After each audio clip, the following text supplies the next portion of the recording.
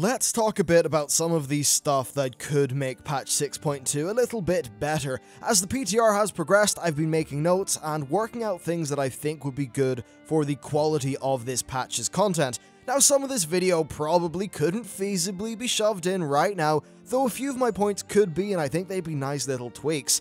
The PTR itself is coming along quite nicely, and now that I've got a good look at what Blizzard is planning at with this patch, it seems like right about now is the right time to do this video. So let's jump right in and start off with the idea of making Tanaan Jungle itself feel a little bit more dangerous via the use of events. Tanaan Jungle, as we know, is basically a series of Apexis mission areas that are tied together in a road, roughly in a circle, with Hellfire Citadel being in the middle of that circle. What's a tad strange, though, is how the zone feels really safe outside of those Apexis mission areas. Sure, there are a few weak roaming mobs, but for the most part, it feels safe and it feels sterile. As far as I'm concerned, a zone that is both the home of the Iron Horde and also was recently invaded by the Burning Legion of all people should feel a little bit more dangerous. I would like there to be events and things like that going on in between the Apexis zones, i.e. things that are, well, an actual danger to you, because if something's dangerous inside an Apexis zone, that's fine, you just don't go into the Apexis zone. The zone doesn't feel dangerous and it doesn't feel alive, so here are a few examples of what I would like. 2 examples to be precise. The first one is a Fel Horde warband. This is a bit similar to the Warsong patrols in Nagrand, just that it is a boss that isn't riding around that fast, with a few randomized abilities that just patrols around the place with some weaker trash. It would be balanced to take between 3 to 8 players to kill depending on gear and class. Basically, it's not going to be soloable for the vast majority of players, and I think that's definitely something that's okay. Its reward is something that can be claimed, but it itself, if you're on your own, is something you might need to avoid. Why? Well, because that's a bit of danger in the world. It puts some threat in there, it makes it feel alive, and more importantly, it makes it feel like there's a bit more A, player interaction, and B, some decision making to be made. If you're worried about being AFK'd and just being killed while you're not at the keyboard, don't worry, because there are loads of safe flight points scattered around the place anyway, so that's not going to be an issue. Killing this rare thing would give you Apexis crystals, perhaps only once a day, a rare chance of a mount, a chance of a BOE World Epic, which is something I covered in a previous video, as I just think it's a good idea that gets everyone caring about that reward, and then also a chance to drop a rare Baleful gear upgrade token, which I think would be pretty cool. So essentially, maybe it spawns every hour, every 2 hours, whatever. It's just a cool little thing you can go and fight. It's like a pinata, but one that really fights back and can kill you, which I like. The next type of event is an Iron Horde supply caravan. This is basically just a caravan that's defended by some mini-boss with some trash. It would be a bit easier than the warband to deal with. Since it's a caravan, though, the rewards would be slightly different. You'd have a chance of getting Fellblight, which is one of the new rare crafting resources. You'd also get just some regular old rare crafting resources, and again a chance of a Baleful upgrade token and some Apexis crystals. They're just some rough examples, but basically they are things that are meant to make the zone feel dangerous, and at the same time foster some player interaction in a manner that feels natural, not the completely forced methods of the daily quests in patch 6.1. Next, I've got the idea of Fel Horde Assaults, and I suppose this is similar enough to the last point, but essentially, right now we're sitting in our cozy little Tanaan Jungle base is 100% safe. You'd think that the Fel Horde, being, the crazy dickheads that they are, would want to kick us out of the area. No, they don't, at all. They just sort of sit there, it's completely static. I would have this happen a few times every day, so maybe once every few hours, so that it doesn't get in the way of your daily business too much. But basically what would happen is, the Fel Horde would attack our Tanaan Jungle bases. You could have infernals raining down from the sky, things of fire, Fel Orcs marching up to our gates, and perhaps a randomized ability mini-boss at the end. Participating in the defense would give you some sort of reward, likely Apexis and reputation with either the Alliance or Horde Tanaan faction, and also, during the actual fight, using the base would be pretty tricky, so liberating your base, oddly enough, will be giving you a bit more use of your base. I know that might not always be 100% convenient, but guess what? Neither is dealing with the Fel Bloody Horde. Make it feel dangerous, Blizzard. Come on, give us a bit of dynamic stuff in our world. So yeah, I think that'll be okay. And look, if an attack only renders the base unusable 10 minutes out of every 3 or 4 hours, then you know what? I think that's something that players can deal with, and it's okay having a world that has consequences. The bases themselves would actually work quite well in this. You've got these really, really nice bunkers, you've got some nice blockade ridge thingies, and then a big tower. Blizzard could even throw some cannons on the tower and perhaps incentivize us to hold the enemy back at the outer levels of the base, maybe for some, increased rewards. Again, I think this is just about making the world feel a bit more dangerous and a bit less static, which is something that's sadly lacking currently. Another thing that I would love is to have some more motivation to do PvP, because PvP content can be a lot of fun, especially when it feels a little bit more natural, i.e. what kind of went on in times during the Timeless Isle, from what I'm told in PvP servers, as opposed to things like Ashran, which are a little bit more forced. Now, sure, on a PvP server you can still do world PvP, but without there being some sort of reward, people are just going to disappear and do other things. Sadly, game design would be a lot easier if people just did stuff for the sheer fun of it a little bit more often, but alas, this is a modern RPG and progression systems are all the rage. Now, this could be done in a few ways. I found the third faction method that they did on Timeless Isle to be really interesting, and it would be possible to do that because, like, Blizzard have already popped out 3 factions out of their arse, or 4 factions even. They could just pop out another one and make that one that's to do with PvP. After all, it's another way for them to put a Bori skin in the game, and they really love doing that. They could also provide people with the choice when they're doing their daily quests between PvP and PvE, or just flat out offer both sets of quests at the same time. The PvP daily could actually be a weekly instead, so the people could just go about their daily business normally, but with the constant motivation on a PvP server anyway, that doing PvP will get them something. And that weekly reward, or weekly quest, would probably have some good rewards, maybe a bucket load of honor, a little bit of conquest, but I probably wouldn't have conquest that is, like, above the cap, because I know that's something the PvP community really doesn't like, so maybe there's, a good way of balancing the rewards, but essentially a little bit of PvP motivation, maybe some cosmetic items if it was a rep, something like that would be really nice. Another thing that I would love to see is some story missions or quests, whatever, in the reputations. This is another super simple point, but basically the Tanaan factions right now don't have any story quests. I would like it if every X amount of rep you would unlock a new quest. Now the Garrison campaign is pretty much that for Vol'jin's Headhunters and the Hand of the Prophet factions, but there is the key difference that the Garrison campaign unlocks every week regardless of your rep. So maybe it's not as tied into the rep as it perhaps could be, which maybe isn't that good. But anyway, for the Order of the Awakened and the Saber Stalkers, I would like some story based on the rep that I actually earn, because right now we've got so little characterization for these guys, especially the Saber Stalkers. Of course, the Order of the Awakened are the Arakoa people, they're already known to us, but having a side plot would be really nice. Perhaps it could even lead us back into the Spires of Iraq to see how things are going for the Arakoa, in light of what we were doing during the leveling experience there. Rewards could be flexible for these quests, probably just a big chunk of rep, but maybe some gold, maybe some apexis. You could perhaps give out toys or a mount at the very end of the storyline, which would again be pretty cool.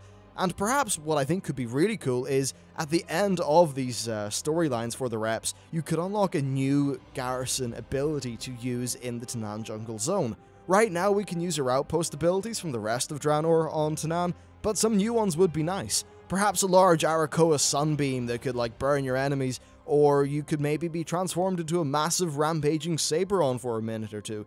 I think stuff like that would be a cool reward for the story stuff, and just having a bit more story and a bit more context for these guys would be lovely. Another thing that could be good is some sort of apexis buff or way to increase that if you cap your main. Now, alts are going to be interesting in Tanaan Jungle, and I am not 100% sure on this point, but I think there is definitely a benefit to buffing apexis acquisition on your alts after your main has done its content for the day. Now, of course, this isn't actually feasible because apexis crystals are not on a weekly cap, so what you would instead have to do is just buff the rate at which apexis mission bars fill up for your alts, after your main has completed its full set of Tanaan Jungle content for the day. You see, what concerns me is that Tanaan is balanced such that it's super relevant to just about every character that doesn't have raid gear, which means that you will likely want to do Tanaan on as many alts as you can. The content itself does take quite a bit of time, and currently on the PTR you're incentivized to do 3 Apexis missions per, per day, per character, though only one of them is super necessary, I suppose. Still, it does translate into an hour of content on a geared 558 character that does have the benefit of set bonuses. Now, the only issue that you've got with speeding up the Apexis mission completion rate on other characters is that it could too heavily incentivize the idea of doing Apexis missions on all characters all the time on every day.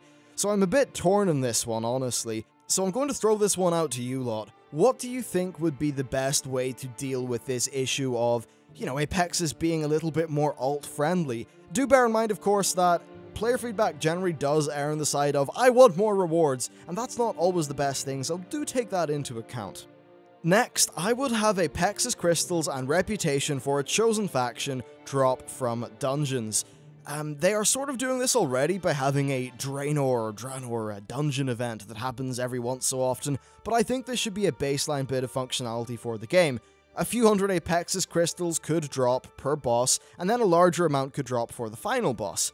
I would have it so that mythic dungeons would drop even more Apexis crystals as well, and you'd be able to earn Apexis from doing a random heroic dungeon once per day, and then of course from your mythics once per week, in accordance with the fact that those mythic dungeons do have a weekly lockout. Perhaps some additional heroic dungeons could give Apexis at a reduced rate, but I'm really not keen to incentivize the idea of people just chain running dungeons for like ages and then burning out, so I think once per day for the heroics does seem like a sane enough option.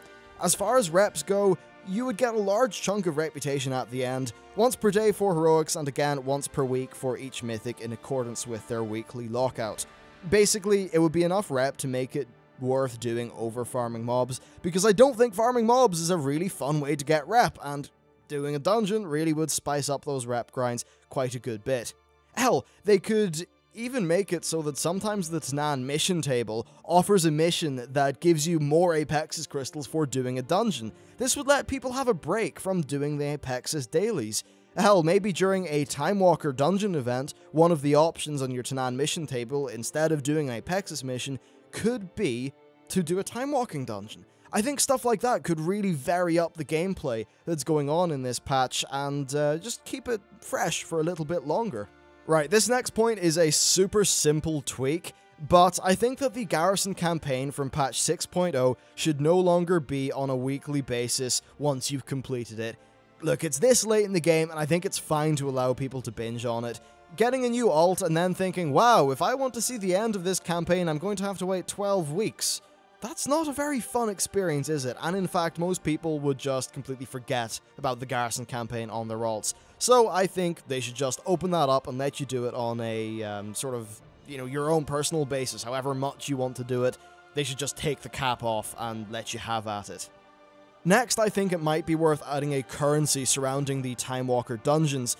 Timewalker dungeons are pretty cool as far as I'm concerned, but sadly they could do with there being a little bit more motivation behind them. Currently they do drop item level 660 gear, by the way, they did buff that, so they're definitely worth it for the gear now, but I like the idea of them having some sort of currency attached to them.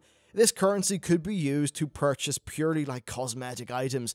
Hell, they could even make the Timewalkers into a rep if they really wanted to, but that of course isn't needed.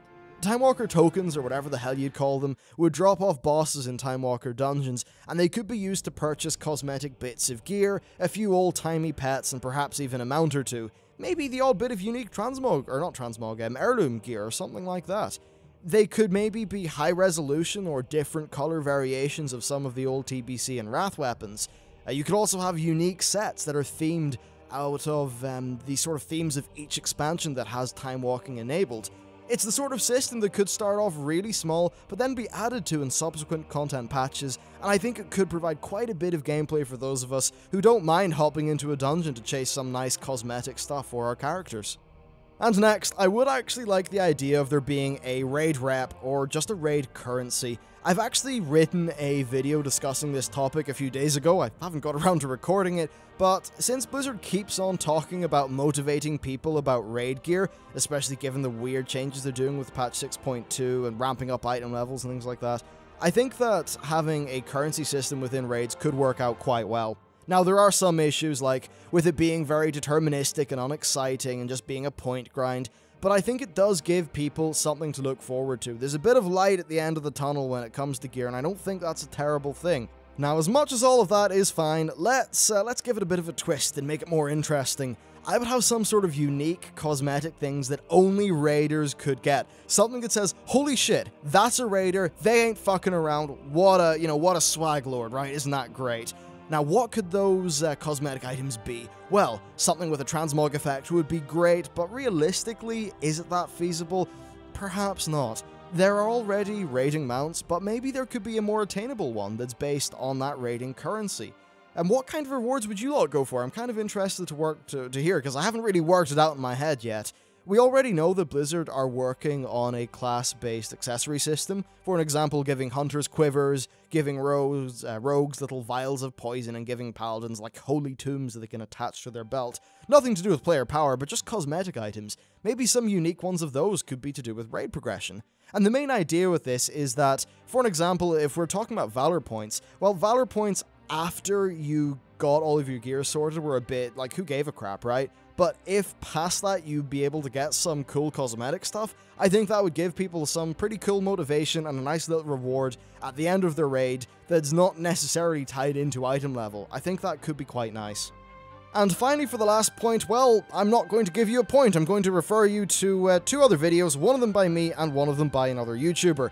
Recently, I did a video called If I Designed World of Warcraft that was in response to Lazy Peon, and a lot of the stuff that I said there I think does apply here, so I'm going to provide you with a link to that.